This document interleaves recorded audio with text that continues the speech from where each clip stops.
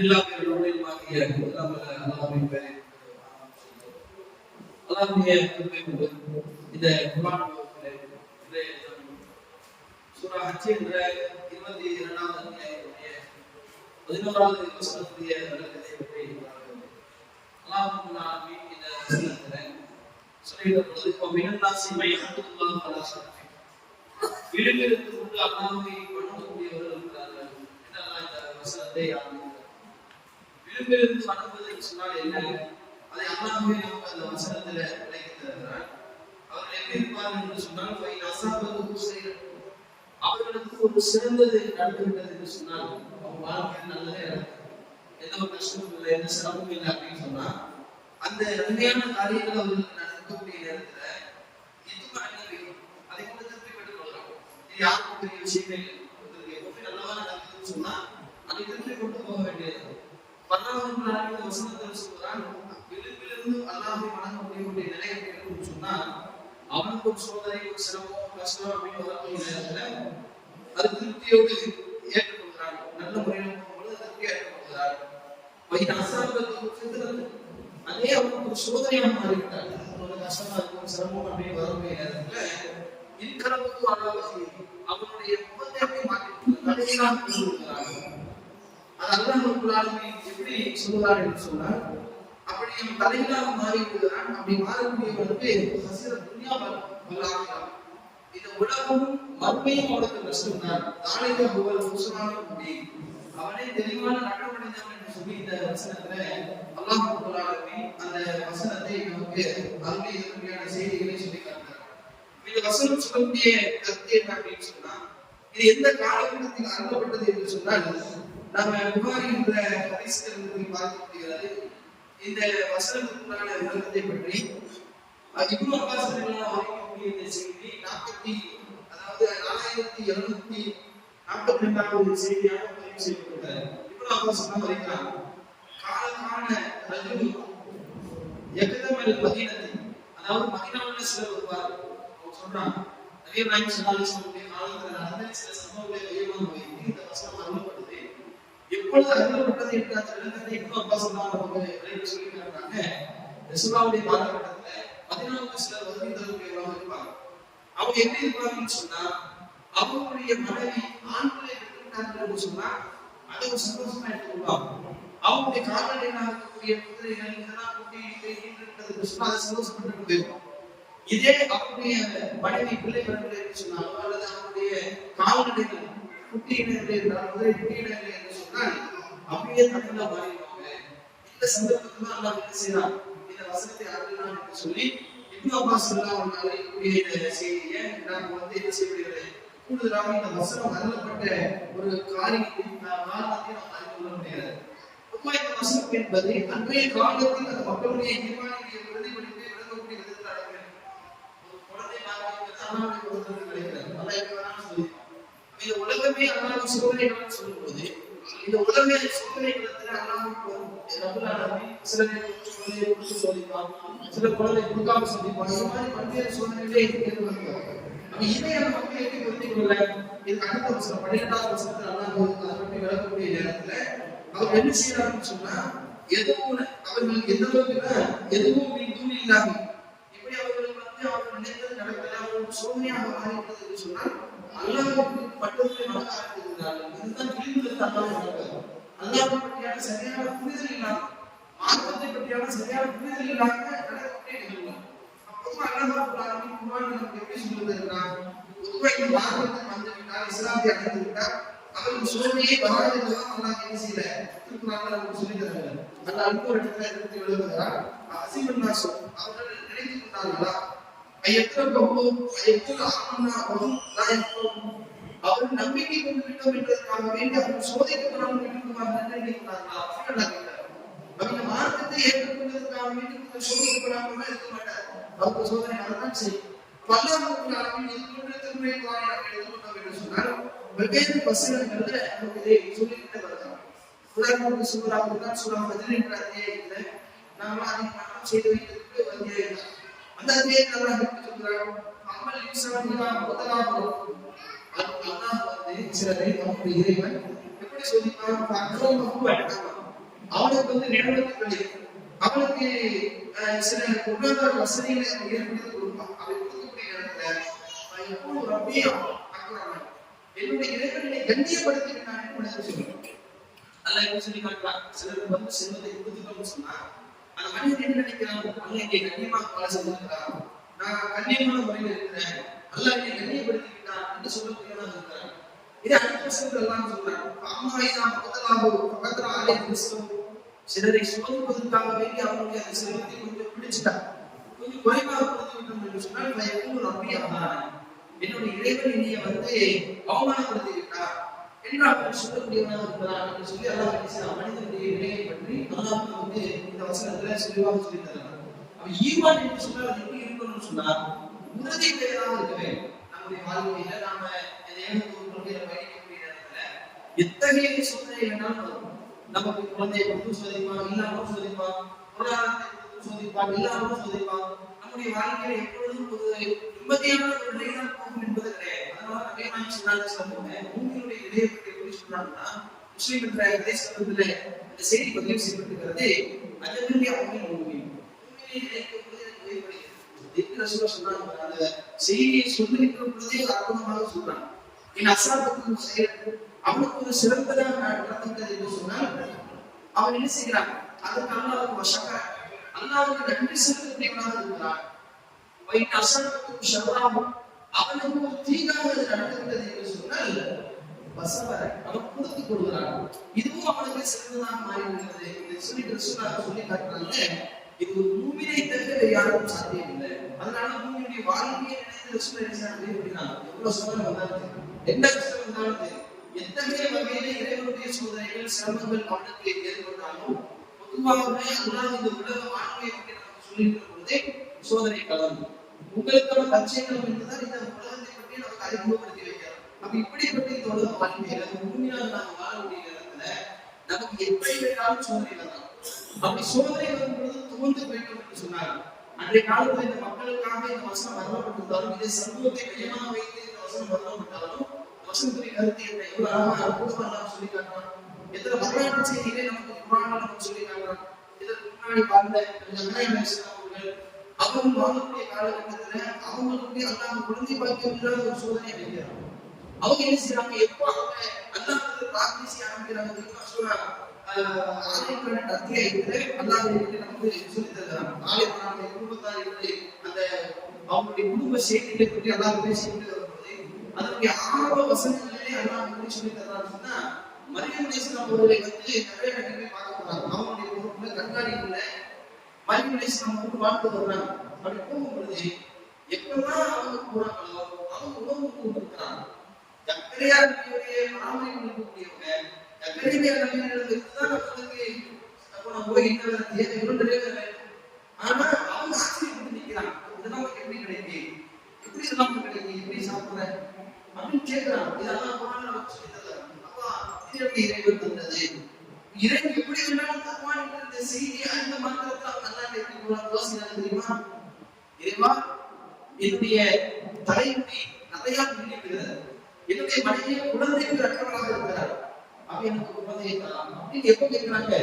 இந்த சம்பவத்தை பார்த்துவிட்டு இறைவனுடைய வல்லமை அல்லாஹ் அப்படி உணர்த்தி வைக்கிறான். அல்லாஹ் நான் வயது எப்படி வேணாலும் தருவான் என்ற செய்தியை ஜக்கரியா அலைஹிஸ்ஸலாம் அல்லாஹ் உணர்த்துறான். அந்த நேரத்துல ஜக்கரியா அலைஹிஸ்ஸலாம் அவர்கள் என்ன செய்றாங்க? ஜக்கரியா போய் உள்ள நுழையாம அவன் நுழையக்கூடிய அந்த நேரத்துல அவங்க என்ன செய்றாங்க? உணவு கொண்டு இந்த சம்பவத்தை பார்க்கமாக இருந்தாங்க. அவங்க அடுத்து அல்லாஹ் கேள்வி கேட்கிறான், கோரிக்கை முன்வைக்கிறான். இறைவா நல்ல ஒரு சாலியான குழந்தையை தந்துரு அப்படின்னு கேட்டாவே அல்லாஹ் சொல்றான். அவனுடைய அந்த பிரார்த்தனையை அங்கே இருந்து அல்லாஹ் என்ன செய்றான்? யஹ்யா குழந்தையை கொடுத்தோம். அதை சொல்றா மரியத்து அல்லாஹ் சொல்லிட்டு வரும்போது யஹ்யா பேரை வச்சு பிள்ளையை மாத்தினான். இந்த பிரார்த்தனை கேட்கிறா பாருங்க. ஏன் அல்லாஹ் நமக்கு வரலாற்று செய்தி சொல்றோம்? இப்ராஹிம் அலைஹிஸ்ஸலாம் எடுத்துக்கோங்க. கலீல் அல்லாஹ்வுடைய உற்ற தோழன் என்று சொல்லக்கூடிய அளவுக்கு சிறப்பு வாய்ந்த ஒரு நபியாக வளர்த்திருக்கிறாங்க. இவ்வளவு சிறப்புப்படுத்தி சொல்லக்கூடிய அந்த நபிக்கு அல்லாஹ் என்ன செய்யறாங்க? அல்லாஹ் முதுமை பருவம் வரைக்கும் குழந்தை பாக்கியத்தை கொடுக்கல. அவங்க எப்ப கேட்கிறாங்க?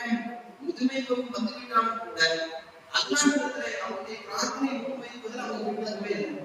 கேட்டாங்க, அதே அவருடைய சாலிஹான ஒரு குழந்தை எனக்கு வந்து விளக்குதல் கேட்டதுக்கு பிறகு மஸ்யமாவுடைய சகிப்புத்தன்மை மிக்க ஒரு குழந்தை அவர் வாரிசாக இந்த வசனத்தில் அல்ல இருந்து சொல்லணும் ஏன் குழந்தை ஒரு செய்திதான் சொல்லணும் இப்படி குழந்தை பாக்கியம் இல்லாம சோதிப்பேன் அது உங்களுடைய குடும்பம் சார்ந்த உங்களுடைய மனிதர்கள் சார்ந்த விஷயமா இருந்தாலும் சரி நீங்க நம்பிக்கை கொண்டு உங்களுடைய கால்நடைகள் இருக்கக்கூடிய அந்த மூலமாக வரக்கூடிய இந்த வருவாயை மூன்று போனாலும் அதுல நீங்க தோல்வி அடைந்த நஷ்டம் அதாவது உங்களுடைய ஈமான்ல நீங்கள் சோர்ந்து விடக்கூடாது என்பதைதான் வசனத்தின் மூலமாக சொல்றோம். நீங்க நினைத்து பார்த்தா அல்லாஹ் சொல்றது எப்படி சொல்றாங்க விளிம்பில் இருந்து அல்லாஹ் வணக்கம் என்பது சசியத்துக்கு உலகத்திற்கும் நஷ்டம் மறுமைக்கு நஷ்டம் எவ்வளவு ஆழமா புரிய வைக்கிறோம் பாருங்க.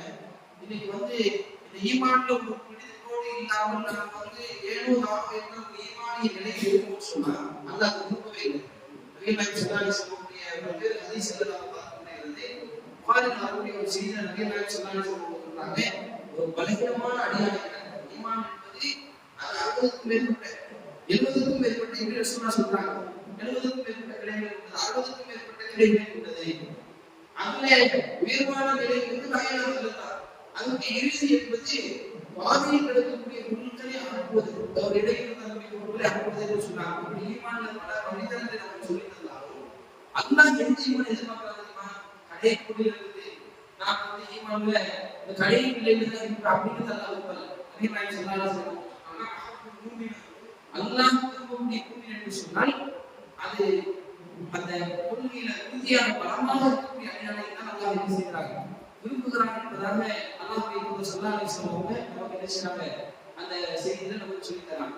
அதே மாதிரி அல்லாஹ் குர்ஆனை நமக்கு எப்படி புரிய வைக்கிறான். இந்த உலகத்துல நம்ம அல்லாஹ் பல சூழ்நிலை ஏற்படுது. இன்னைக்கு நடந்த வயநாடு சம்பவம் நடந்த ஃபேஸ்புக் வலைதளங்கள்ல எப்படி பார்க்கலாம் அப்படின்னு சொன்னா கடவுளோட இந்த நடக்குமா கடவுள் நம்பிக்கை இல்லாம எப்படி பதிவு செய்யறான்னு சொன்னா ஒரு பக்கம் சங்கிகளாக இருந்தவங்க அந்த சம்பவங்களை எப்படி பதிவு செய்யறாங்க சம்பவம் நடந்தது இது அவங்க எப்படி தப்பட்ட படித்து சந்தோஷப்படுறான்னு சொன்னா அதாவது அந்த குட்டி பாகிஸ்தான மாறிட்டு முஸ்லீம்கள் மெஜாரிட்டியா இருந்தாங்க அதனால சந்தோஷப்பட்டு என்ன செய்யறாங்க பேஸ்புக்ல பதிவு செய்யறாங்க. இன்னும் இறை மறுப்பாளராக இருக்கக்கூடியவர்கள் கடவுள் நம்பிக்கை இல்லாம எப்படி பதிவு செய்யறாங்க கடவுள் சம்பவம் கடவுளுக்கு ஒரு இறக்கம் இல்லையா இப்படிங்கிற ஒரு செய்தியை பதிவு செய்வதை பார்க்கணும். ஆனால் இஸ்லாம் எதை கண்டது தெரியுமா? இது போன்ற ஒரு நிலை ஏற்படுதுன்னு சொன்னா நபிகள் நாயகம் ஸல்லல்லாஹு அலைஹி வஸல்லம் அழகா சொல்றாங்க. ஆயிஷா ரலியல்லாஹு அன்ஹா இந்த செய்தியை நபிகள் நாயகம் ஸல்லல்லாஹு அலைஹி வஸல்லம் பதிவு செய்றாங்க. அல்லாஹ் சமுதாயம் கலிக்க நாடிவிட்டார். இது போன்ற பல பேர் ஏற்படுத்துவாங்க. ஆயிஷா பத்தி அல்லாஹ் சொல்றேன் நல்லவங்க இருப்பாங்களே அவங்க அனுப்பி இருப்பாங்களே அப்படின்னு கேட்கும்போதுதான் ஆயிஷா ரலியல்லாஹு அன்ஹா நபி அவர்கள் விளக்கத்துள்ளார். குடும்பத்துக்கு ஒரு அழகான செய்தியை சொல்றாங்க. அவருடைய ஈமானிய கருத்தை கேட்டு போவார்கள். சோதனை வரும்போது நான் பார்க்கிற அந்த சம்பவத்துல கிட்டத்தட்ட 11 பேர் குடும்பத்தில் இருக்கக்கூடிய 11 பேர் இறந்த உடல் வெளிநாட்டில் அறிவித்தார்கள். அந்த பகுதியில அதை பார்த்து கண்ணீர் மனித அழுது சொன்னாங்க. அவங்களுடைய கஷ்டங்களை சிரமங்களை போகும்போது தான் நம்ம இருந்தேன். நான் போவது சிரமங்கள் யாருக்கும் கொடுக்க முடியாத அளவுக்கு என்ன யாருமே இல்லை. எந்த அளவுக்கு இந்த மாதிரியான நிலைகள் ஏற்படும் பொழுது முஸ்லிமுடைய நிலை இறைவனை நம்பாத மக்கள் மற்ற கடவுள் நம்பிக்கை கொண்டவர்களுடைய நிலை வேற இனிமையுடைய நிலை இருக்கணும். அல்லாஹ் ஏதோ ஒரு நன்மை வச்சிருக்கலாம். இதன் மூலமாக நமக்கு ஒரு நன்மையை நாடுறாங்க. நபிகள் நாயகம் ஸல்லல்லாஹு அலைஹி வஸல்லம் அதுக்கு நம்ம எப்படி விளக்குறாங்கன்னு சொன்னா ஒரு அடியாருக்கு அல்லாஹ் நன்மை நாடிட்டார். ஒரு மனிதனுக்கு அல்லாஹ் நேசித்து விட்டார். அதை நபிகள் நாயகம் ஸல்லல்லாஹு அலைஹி வஸல்லம் சொல்லி காட்டுறாங்க. மனிதனுக்கு அல்லாஹ் நன்மை நாடிட்டார் என்று சொன்னால் அவனை சோதனைப்படுத்தும். சோதிக்காமல் சொல்வதில்லை. ஏராளமான வசனங்கள் குர்ஆனுடைய வசனங்கள் இருக்குது. சோதிக்கப்படாமல் சொல்வதெல்லாம் கிடைக்கிறீங்களா? எல்லாரும் ஒரு சொல்லும் கிடைத்து படிக்கிறீங்களா? உங்களுடைய அருமை செய்து யார் என்பது இறைவன் அவன் அடையாளம் பார்க்காமல் அல்லாஹ் உள்ள தெரியும். எல்லாருமே உள்ளத்தையும் அல்லாஹ் இருக்கிறார். அப்ப இது போன்ற சில காரியங்களை சம்பவங்களை நிகழ்த்தி அல்லாஹ் எப்படி சோதிக்கிறான்? என்ன சோதிச்சாலும் இல்லையா? நீ ஈமான்ல பிடிக்கோடு இருக்கிறியா என்னதான் பார்க்கிறான். அப்படி இல்லைன்னு சொன்னா உயிர்ப்பிலிருந்து அல்லாஹ் சொன்னா ஒரு சின்ன சின்ன சோதனைகள் வந்துட்டா கூட என்ன செய்வாங்க? மாற்றி விட்டு அப்படி போவாங்க. திடீர்னு பார்த்தா என்ன பண்ணிக்கொண்டே வரல பொருளாதார சர்வாக பாவியா இருக்கா நல்லா இருக்கிறான், வீட்டு வசதியோட இருக்கிறான், சொத்து சுகத்தோட இருக்கிறான், குடும்பங்களோட இருக்கிறான், மகிழ்ச்சியாக இருக்கிறான், நம்ம இப்படி சொல்லக்கூடிய மக்கள் இருக்கதான் செய்யறாங்க.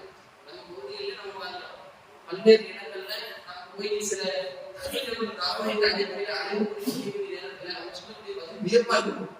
முஸ்லீமா இருக்கிறது என்ன சொல்றாங்க, தொழுது என்ன ஆகுது, அல்லாஹ்வுக்கு என்ன ஆகுது, என்ன ஏற்பட்டுச்சு, உலக ஆதாயம் நம்ம கண்ணுக்கு முன்னாடி அல்லாஹ் வணங்காம அல்லாஹ்வை வணங்கக்கூடிய கஷ்டம் சட்டம் ஏற்பட்ட என்ன அப்படி இதுதான் அல்லாஹ் சொல்றாங்க. விழிப்பில் இருந்து விட்டு அல்லாஹ் வணங்கணும். அந்த ஈமான் இருக்கு, அல்லாஹ் ஒருத்தர் இருக்கிறாங்க, நம்பிக்கை இருக்கு. ஆனா அந்த ஈமானுக்கு உறுதியாக அல்லாஹ் இருந்தாங்க சொன்னா சோதிப்போம். சோதனை வரும்போது நாம் அதை ஒத்துக்கொள்ளணும், சகித்துக் கொள்ளணும். அதை சகித்துக் கொண்டால் நமக்கு நன்மை இருக்கிறது என்பதெல்லாம் அல்லாஹ் நமக்கு பல்வேறு நிகழ்வுகள் மூலமாக பல்வேறு ஹதீஸ்கள் மூலமாக நாம் அறிந்து கொள்ளப்படுகிறது. சுருக்கமாக இந்த 22வது அத்தியாயத்தினுடைய 11, 12வது வசனங்கள் சொல்லக்கூடிய கருத்து என்ன அப்படின்னு சொன்னா, எத்தனை சோதனை வந்தாலும் சரி தோன்று போய் இறைவனை இணைக்கக்கூடிய செயல் ஏற்படாது.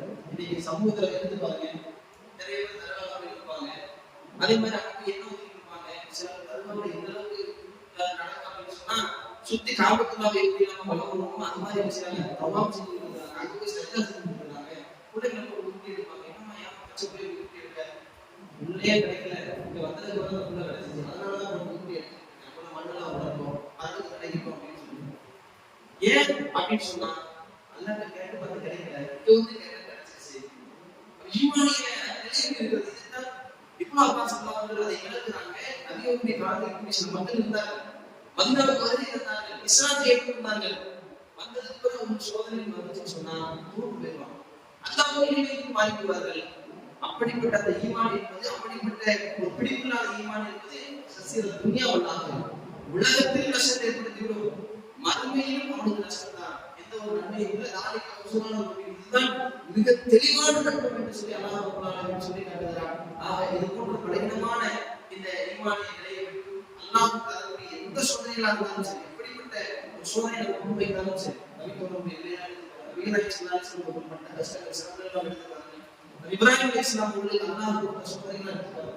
அதுதான் யோசிச்சு பாருங்க, நம்முடைய உற்ற நண்பர்கள் அளவெடுத்து நேசிக்கிறோம், அவனுக்கு ஏதாவது சோதனை கொடுக்கணுமா, அவனை ஏதாவது கஷ்டப்பட்டு அப்போ உலகத்துல மனிதனுக்கு என்று அல்லாஹ் சில நீதிகள் வச்சிருக்காங்க. நேசித்தா நான் சோதனை ஏன் இதை விட பிரமாண்டமான வாழ்க்கையை வச்சிருக்கிறேன். அதனால இப்ராஹிம் அல்லாஹ் எப்படி சாயிட்டான்னு சொன்னா பல சோதனைகள் எல்லாத்தையும் முடியா இருந்தாங்கல்ல, அவர்களுக்கு எல்லாம் தெளிவுபடுத்தக்கூடிய நிலை தெரியுமா. இன்னும் அந்த இவங்களுக்கு ஏமாந்த மறுமை நல்ல உப்பாத்தல் கத்தனா செய்யப்படாம அதை நிர்மாணமாக செருப்படியாதவராக முடிக்கக்கூடிய நேரத்துல முதலாவது எல்லாம் ஆணையும் கண்ணியப்படுத்தக்கூடிய ஒரு மனிதர் என்று சொன்னா நம்ம இப்ராஹிம் சொல்லுவாங்க.